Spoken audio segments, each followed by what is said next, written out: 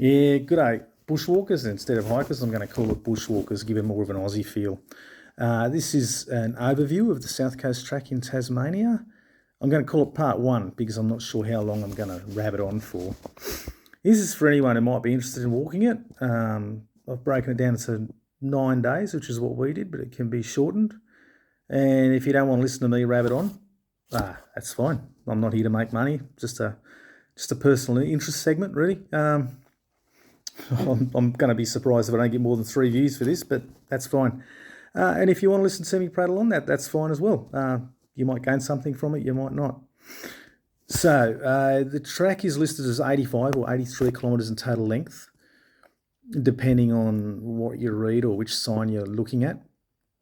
Over our 9 days, we managed to clock up 99 kilometres.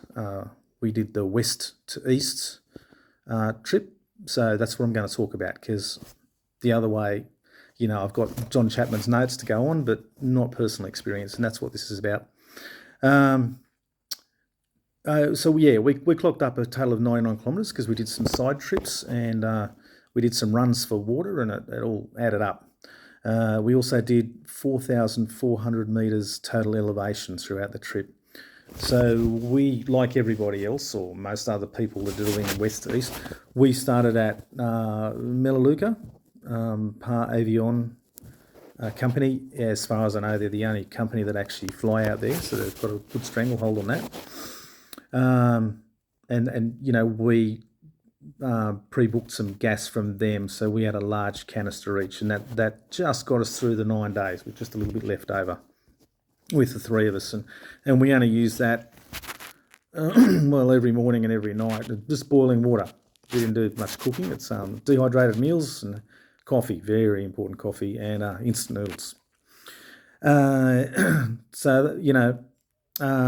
we got through them. We got a pickup at Cockle Creek and a baggage storage, which was also very convenient. They took us all the way back to Hobart at the end. So when we arrived at Melaleuca at 4 o'clock, we started the walk at 4 o'clock, so we arrived just before 4 o'clock. You've got a room there to rinse your boots off with some antiseptic to stop the spread of bugs on the trail. It's a very fragile ecosystem the whole way. There's a water tank with drinkable water. You can fill up your water. We went to explore the campers' huts over there. There's 3 of them, as far as we could tell. They each had four bunk beds and a table. And if you're going east to west and you hit storms while you're waiting for the plane, I could imagine that they'd be comfortable and dry while you wait for a plane to be able to land. So we were going Melaleuca airstrip to Friendly Lagoon, which is only 10 kilometres. So most people will say they're going to Point Eric, which is another 3 kilometres on. That's 13 kilometres. The reason we stopped at Friendly Lagoon was because it was the first campsite you come to, but it was right next to a freshwater lagoon. So we could fill up the water, we could go for a swim, and there are quite nice campgrounds with a beautiful beach view. We didn't see the point in going next 3 k's down the beach when there was a beautiful campsite right there, and there was a few other people from our plane trip also there. And by the time we got there, it was 8 o'clock as well. So the sun set in February. It's around 8:30. So we just wanted to set the tents up and have a swim and a wash and get dinner on the way and all the rest of it. The walk over from Melaleuca, it's a night. I'm just referring to some notes here. The stroll among the button grass, they call it. There's a lot of walkways, wooden walkways. None of them were submerged when we went there. It was dry, warm weather. Hadn't rained for a while. In looking back, in hindsight, it was probably one of the least exciting days of the whole walk. But because it was our first day, we were just all charged up and excited and wanted to get into it. So that made it more exciting. So if you want to walk the full 13 kilometres, you can go to Point Eric, and that's the second campsite there. However, I would be inclined to get water from a beach runoff or from Friendly Lagoon prior to walking that extra 3 k's, because The next day when we went past that campsite, we couldn't find any water there. I could be wrong, but we didn't have a good look around. It's a beautiful campsite though, and that's got beautiful views as well. Both campsites are protected among the trees, lots of flat spaces, heaps of places to choose from.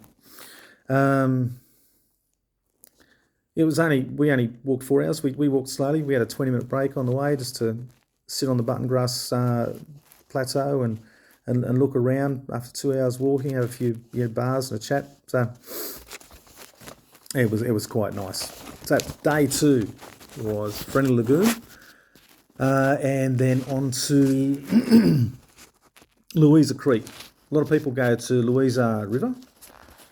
We decided to go to Louisa Creek because we didn't do the extra 3Ks, so that was 14.7 kilometres. Yeah, this is a nice easy day as well. There was a 250 metre climb, which proved to be a little arduous. Just a taste of things to come, as it turns out. But you climb up that, you get to a few full summits and then a steep bit down again, and then you're trudging along again, and it's quite nice.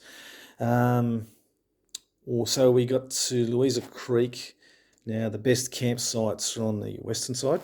There's a few on the eastern side. We were the only ones there, just the 3 of us. Beautiful river, crystal clear water.